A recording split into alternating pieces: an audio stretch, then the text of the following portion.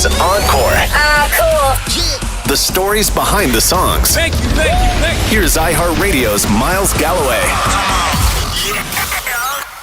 A bit of an Encore exclusive update for everyone. Back in season 1, we talked about another one of the biggest rock hits of the early 2000s, Evanescence's Bring Me to Life. With the announcement of their cross-Canada tour with Hailstorm, Evanescence's Amy Lee sat down with our team from Encore to give us a bit of further retrospective on their massive hit Bring Me to Life, more than 20 years later. LZZY Hale also gave her thoughts on how it affected the music industry at the time and what it means to her. You know, what's something about, okay, when we first did the song, I didn't want to do the rap. That was like a concession kind of a thing with the label trying to find a place for us. And Linkin Park was hot on the radio at the time. That was part of their calculation of what was going to help break a female through. And it was hard for me, actually. I got to write it. I was a part of it, like all of it. Paul was wonderful, still wonderful.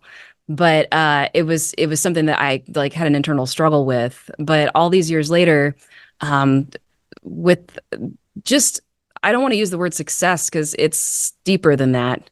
But the life that song has had and all of these live shows, now that we're at this point now, 20 years later, and playing festivals with so many, it's just really, really, really an amazing gift to have our big song be a duet.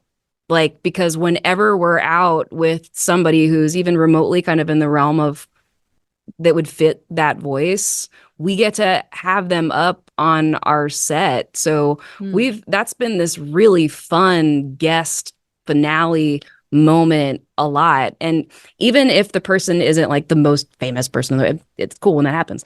But when it's not too, it's just, it just changes the energy of the song and is this easy plug-in, really fun. I don't know if that's the answer you were looking for, but I've gotten to a point where I'm super grateful that we have that song for that reason. The crowd goes nuts and everybody knows it. So it's super fun to have it be a collab.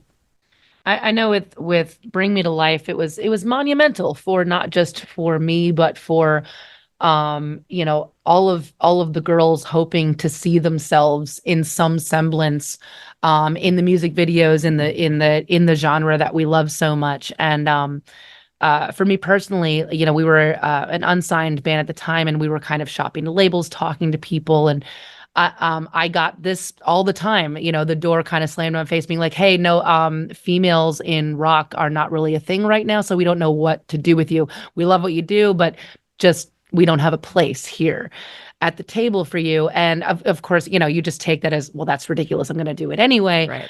But then, when Amy came out on the scene with Bring Me to Life and you watch that video and it's just so compelling in that voice, and we're like, what is this alien from outer space that just dropped in and just proved everybody wrong?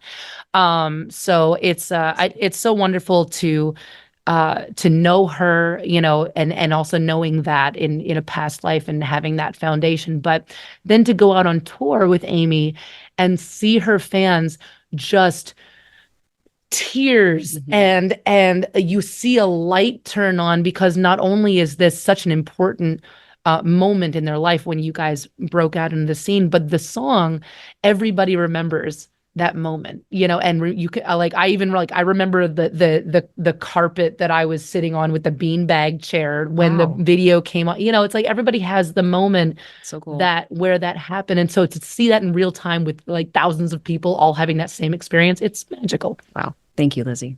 You're welcome. I'm here for you, girl. That's awesome. Encore is an iHeartRadio Canada podcast. Subscribe to this podcast on iHeartRadio or wherever you get your podcasts. Download the iHeartRadio app for more great podcasts just like these.